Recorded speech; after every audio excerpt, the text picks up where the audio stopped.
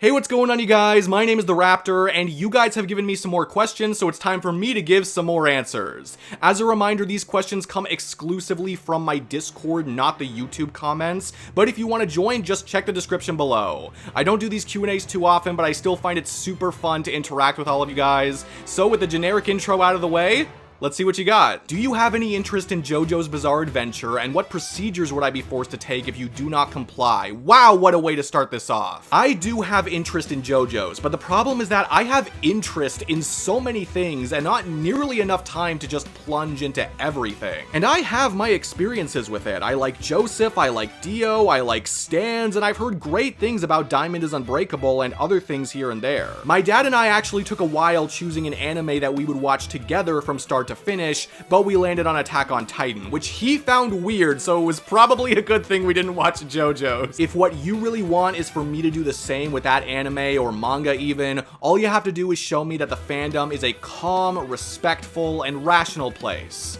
That shouldn't be too hard, right? Have you ever been concerned when it came to a matchup or episode potentially being spiteful to a combatant? Matchups occasionally, episodes rarely. Most of Death Battle's issues just come off as not understanding the character as thoroughly as they could instead of anything intentional. Again, most. These days I trust Death Battle to try their best, but this community will come up with every kind of matchup in existence, sometimes including spite fights. Granted, they really only concern me if they've gained enough popularity to become an episode, because while Death Battle may treat it normally, the spiteful side of it will be beaten to death by so many people. But those are the same people who will find the negatives in any matchup, so while I wish it wouldn't happen, I have to accept that it could. Who is your favorite Avatar: The Last Airbender or The Legend of Korra character? I'm pretty basic, but I think I have to go with Zuko here. Part of it is because I've always been drawn to pyrokinetic characters like how I am with speedsters, but arguably more importantly, I like him because I really like a good redemption arc, the operative word being good. I swear there are some people out there who will accept any redemption arc for a character just because they want to see that character get redeemed, period, whether the actual way it's written is good or not.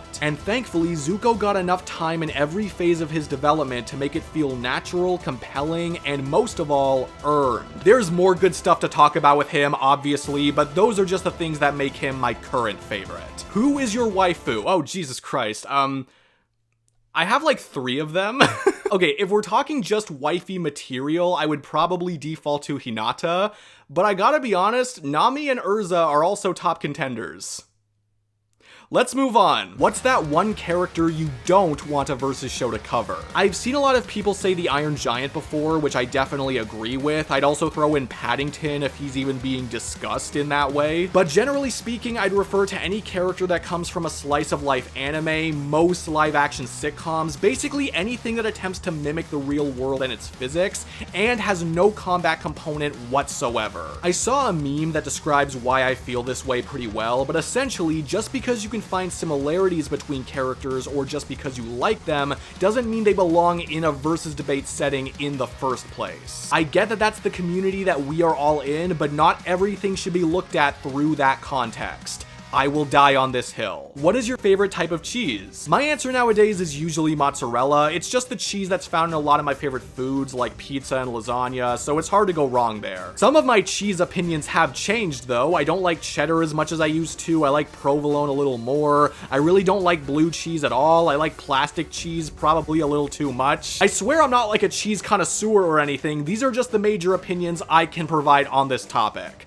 Hopefully that's a satisfying answer. And finally, for the general community question, I have chosen to answer, what do you think makes for a good Death Battle matchup? I've been asked this a number of times since starting my matchup review series, but it is kind of a loaded question because there is so much personal stuff that goes into whether or not you like a matchup, and various qualities may matter to you more than others. Some people judge them solely by how much they like the characters, which I try to avoid, but I know it can affect genuine opinions. But staying away from those influences, I think the most important factors to consider consider for a matchup are connections and overall production potential. A lot of people for some reason try to argue which one is more important, but I think a decent amount of both of them is absolutely necessary, even if there's technically more of one than the other. Matchmaking in and of itself implies common ground, that's the foundation for it, and while I don't think there were really that many matchups that have zero animation or analysis potential, I do think there are some matchups that have qualities that others don't, and that should be considered. And of course, who would win in a fight ideally comes with an actual debate,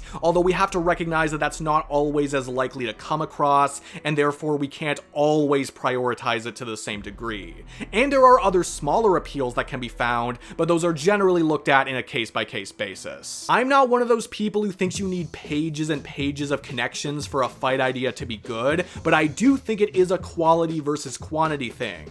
If a matchup has very few connections, they better be good. They better just as effectively explain why two characters are meant to be paired together and not be too flimsy or too generic. Now, some have argued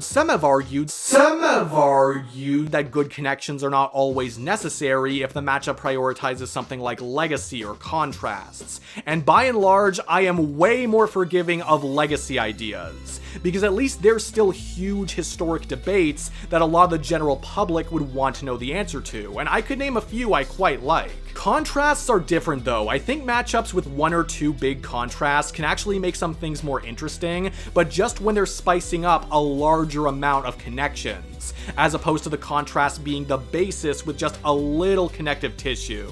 That really doesn't do it for me. I could go into more detail, but those are the main things I keep in mind when judging matchups, assuming I have enough information on them, of course. And that's another Q&A completed. Thank you all so much for watching, and remember, all the questions came from my Discord, so join with the link below if you want. Like, comment, subscribe, all that stuff if you want to see more like this. But that's it for me today. I hope you all have a great day, and I will see you in the next one. Peace out.